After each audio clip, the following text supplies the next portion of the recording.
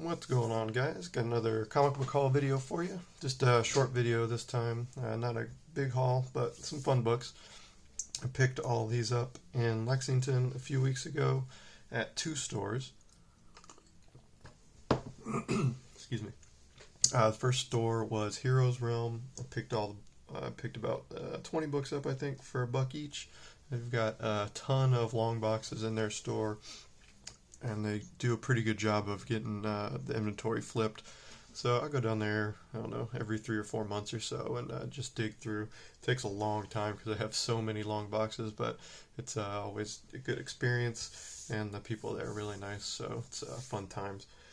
So that's where I picked up these first books. Starting off with this Humankind #1. I just grabbed this one. I like Tony Daniel.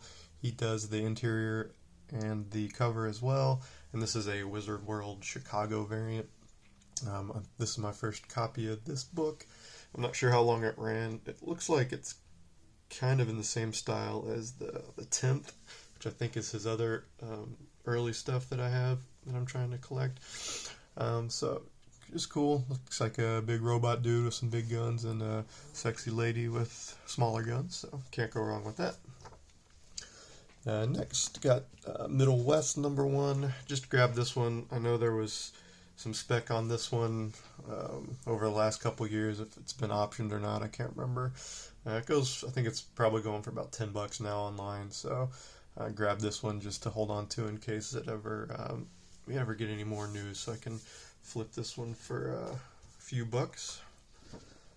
Next, got a Wildstorm Universe source book. Just one of these old Image books. It just has some biographical information about some of the Wildstorm heroes. The early Wildstorm heroes, like the Stormwatch people and stuff, and Gen 13. It's a nice wraparound. It's even a newsstand, so grabbed that. There's some cool art back. Last page is a double-page spread of the Wildcats that I think Alex Garner did this one, so that's pretty cool.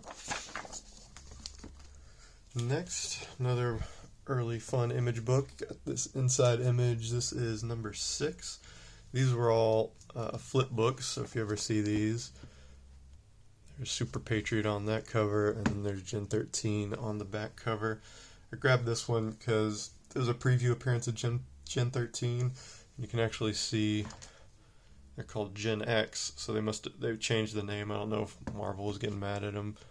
I don't know if they had Generation Next. I don't know if or maybe it was Generation X. I don't know. Maybe it was around the same time, and they got that's why they changed it to Gen 13. But you can see the characters are still the same. There's Fairchild and Grunge, Free Fall, the Fire Dude. I can't remember his name. But another fun thing was, it's got Jeffrey Scott Campbell, but his signature, instead of Campbell like it was and is now, he was just going by Jeffrey Scott, so that's pretty cool. But if you open it up here, you can see, let's see, there's an interview with Mr. Campbell, and he's still going by J. Scott there too, so yeah, pretty cool. I know I think the Inside Image 13, that's the one I really want, because that's got Batman and Spawn on the cover. And then I think #1 has an early Spawn appearance, maybe? I'm not sure. But I always like finding these preview type magazines that aren't the actual previews, because those are big and hard to store. But I like the publisher specific ones. Those are kind of fun. Another fun book here is Floyd issue 3. This is a Canadian superhero. It's kind of a promo book for this Y95.3 FM classic rock station in Ontario. This is from the mid-90s. It's April 1994. If you're really lucky, you could win Toronto Argonauts tickets.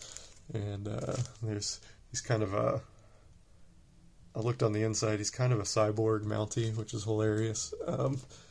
So just kind of a fun promo book that I'd never seen before, and those Canadians do some crazy stuff. There's some really funny political cartoons in here where they're making fun of George Clinton, Bill Clinton, because he was president at the time. So, and since it's in Canada, they have to print it in French and English, I guess. So it's really funny.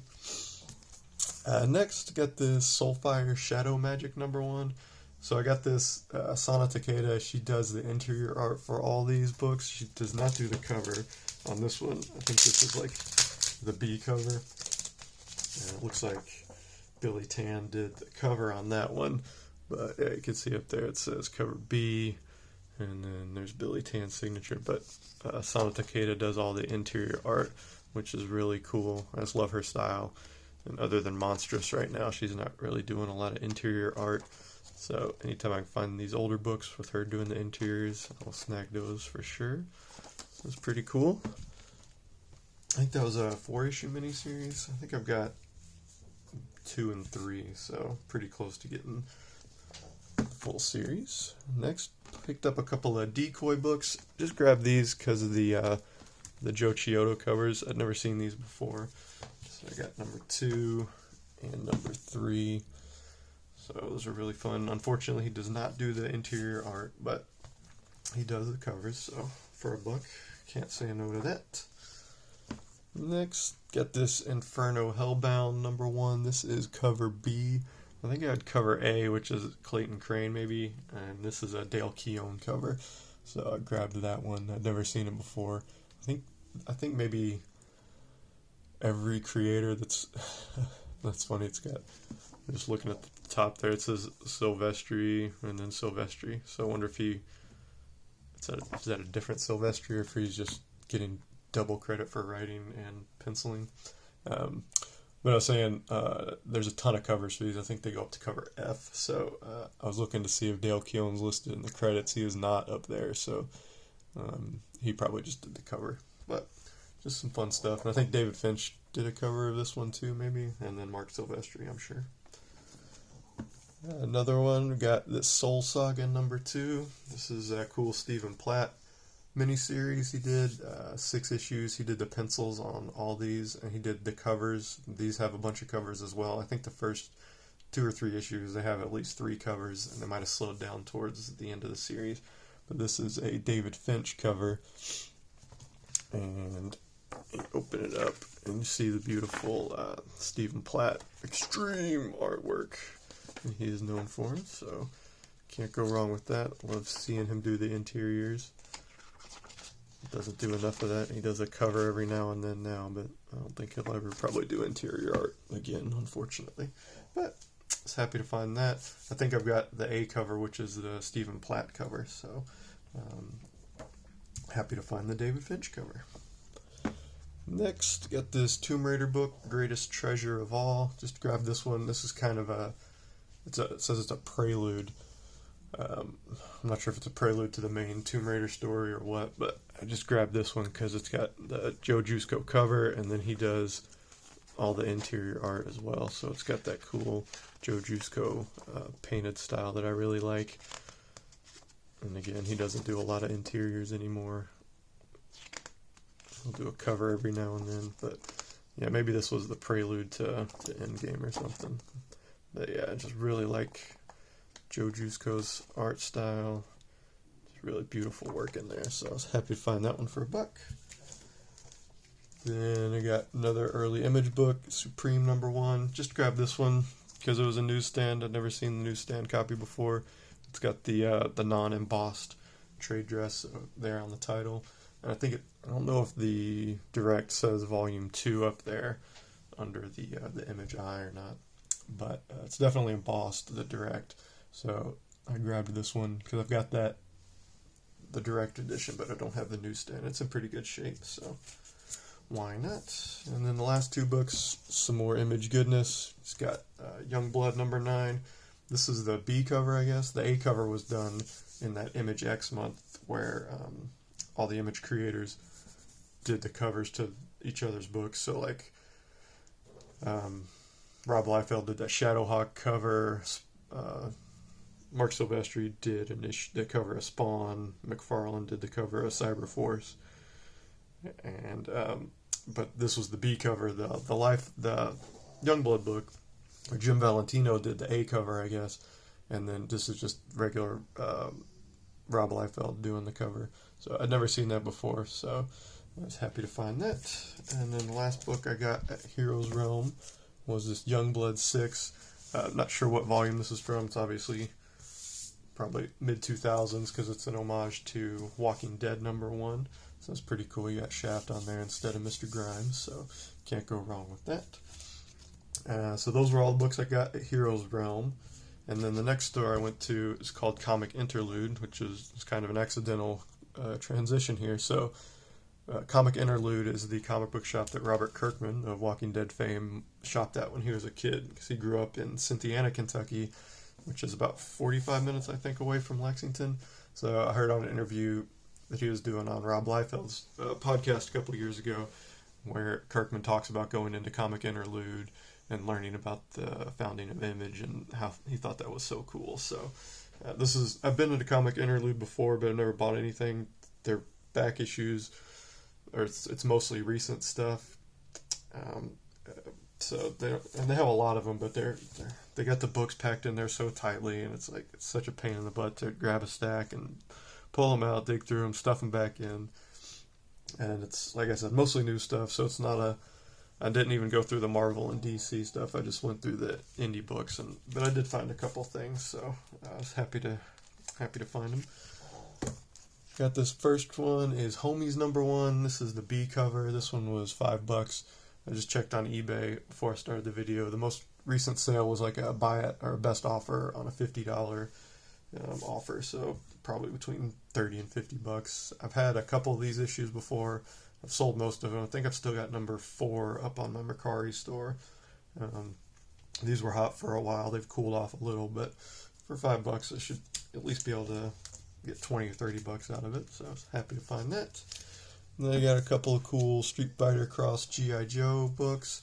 I think I got #3 and 4. I think I have the A covers of these, but these are the subscription covers. So got #3 there, a fun Chun-Li and Baroness cover. And then #4 just got a fun this battle type crossover. Everybody's lined up across against somebody, so can't go wrong with that. And those were $4 each. Those were just cover price. And then the last book I got at Comic Interlude was this G.I. Joe. Can't really see. I thought it was a G.I. Joe #12, but it's a G.I. Joe Transformers #12. And it's got a weird Cobra Commander cover. And I guess that's a lady. I can't remember who this was. I thought it was like Lady Serpentor or something. But I opened it up, and it's actually Baroness. So I'll show you the reveal scene. It's pretty funny. Oh, and then the B cover is really cool. See, it's got Baroness and Shockwave, so I'll definitely keep my eyes peeled for that. It's a pretty cool cover. And then let's see, okay. So here's the scene with Cobra Commander and the lady, and they're all getting nervous, like they're gonna take off their masks at the same time, because I don't know why. And then they take it off, and then it's there's Cobra Commander in his snake form, and then Baroness. She's pretty scarred up, but they manage to look past their differences, their horribly scarred visages, and embrace each other. So, beautiful love story between Cobra Commander and Baroness. Cobra Commander getting in on Destro's action, so I'm sure that's going to cause some static down the road. And then another fun scene I saw was Wheeljack with the Ghetto Blaster, which is not Blaster, unfortunately. There's Blaster, but it would have been hilarious if Wheeljack was carrying around Blaster. And then he's got his say anything moment here where he blasts some... Oh, that is Blaster, yeah. So that's weird. Because you can tell that's Blaster by the middle of the boombox there. But I didn't think it was him because he's up in this panel. Oh no, that's Hot Rod, not Blaster. I'm an idiot. So, well done, guys. You did what I thought you should do. Wheeljack, carrying a blaster, say anything, booming those Decepticons right out of their windows and shaming them to fight, I guess. So, just some fun stuff there. And that one was only $4 as well. So, I'd never seen this cover before. That's what caught my eye. So, I was happy to find that. So, that was all I got at Comic Interlude. And then last book I'll show you is one I got off of Mercari with some of my sales profits. This Ninja Turtles Street Fighter #2. This is the retailer incentive. I think this is a 1 in 50 variant. So the guy had it up there for $45, and I offered him like $37, and he took it. So it's pretty cool.